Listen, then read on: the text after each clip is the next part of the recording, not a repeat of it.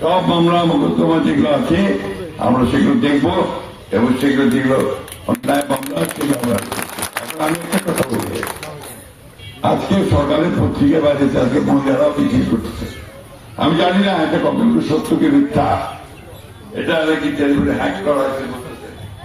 জামাতের আমির সাহেব মহিলাদের বিরুদ্ধে নাকি কথা বলছেন, আমি কিন্তু জানি না, আমি সাংবাদিককে জিজ্ঞেস করি, আমি জানি আই ডোন্ট নো, বাজে কথা বলেছেন। যদি হয়ে থাকে, উনি যদি পড়ে থাকেন তাহলে অন্যায় করেছেন, সঠিক করেননি। মহিলারা কখনই তাকে এটা মেনে নিতে পারবে না। তবে জামাতে ইসলামের তো ব্যাপারটাই আছে এরকম, ওরা তো মহিলাদেরকে কাজ করতে দিতে চায় না, বলে মহিলারা ঘরে থাকবে, কাজ করবে কি এগুলো। ওই যে আপনার গার্মেন্টসে যারা কাজ করে মেয়েদেরকে, তাদেরকে বলে দিয়েছে যে 5 ঘন্টার বেশি কাজ করতে পারবে না। তো খাবে কি? কাজ 8 ঘন্টা না করলে খাবে কি? তাই না? আমাদের মেয়েরা যদি স্কুল কলেজে না যায়, পড়াশোনা না করে, চাকরি পাবে কোথায়? কি বলছেন বলেন, কি বলবেন বলেন? হ্যাঁ,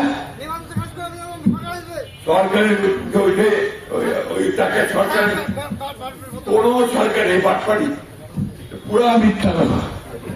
কোন সরকার কাজ না করলে কাউকে টাকা দেবে হবে নাকি? এরা জামাত ইসলাম এই দেশ থেকে আফগানিস্তানে পড়বে, দিকে নিয়ে যেতে চায়। জামাত ইসলাম একটা দল, যে দলটা আমাদেরকে সামনের দিকে যেতে বাধা দেয়। আমরা পিছনে যেতে চাই না, আমরা সামনে যেতে চাই। মেয়ে পুরুষ সমান অধিকার নিয়ে এখানে এই দেশে বাংলাদেশে বাস করবে। বাংলাদেশের জনসংখ্যা মেয়েরা বেশি, ছেলেদের চেয়ে। জানেন আপনারা মেয়েরা, মা বোনেরা, আপনাদের সংখ্যা বেশি।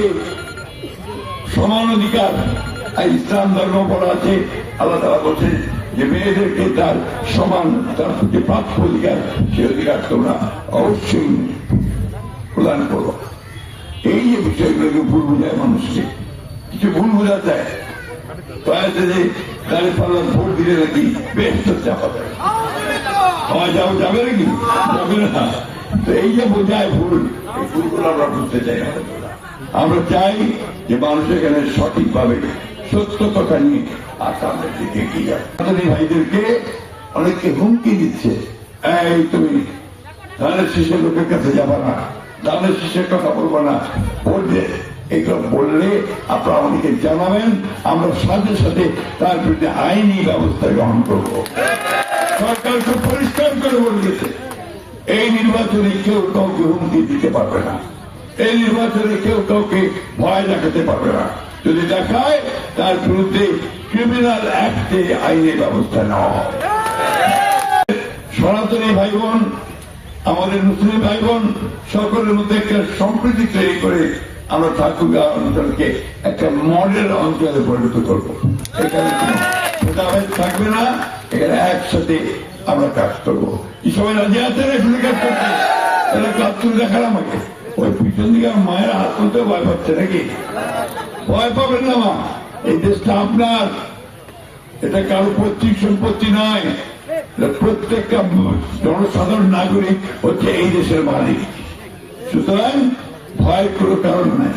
আমরা সারা জীবন লড়াই করছি, পাকিস্তানদের বিরুদ্ধে লড়াই করছে, আর আমাদের পরবর্তী সরকারগুলো যারা অন্যায় করছে জনগণের সঙ্গে, তাদের বিরুদ্ধে সংগ্রাম করে লড়াই করে আমরা জয় করতে। আমরা সবসময় ন্যায়ের পক্ষে থেকেছি। 5,000 টাকা পর্যন্ত কৃষি ঋণ স্বচ্ছ বিএনপি মাফ করছিল, 25 বিঘা জমির খান্না বিএনপি মাফ করে দিচ্ছিল। আপনার মসজিদ ও মন্দির ভিত্তিক পাঠশালা, প্রাইমারি স্কুল চালু করছিল কিন্তু বিএনপি, ভুলে গেছেন নাকি সব? এবং এখনো মন্দিরগুলোতে কিন্তু আপনার অনুদান দেওয়া হচ্ছে, মসজিদগুলো অনুদান দেওয়া হচ্ছে, সে আমরা ব্যবস্থা করেছি। রাস্তাঘাট করার জন্য এখনই আমরা কাজ শুরু করেছি, আমরা টাকা নিয়ে এসেছি, সেই টাকা দিয়ে রাস্তাঘাট শুরু হবে।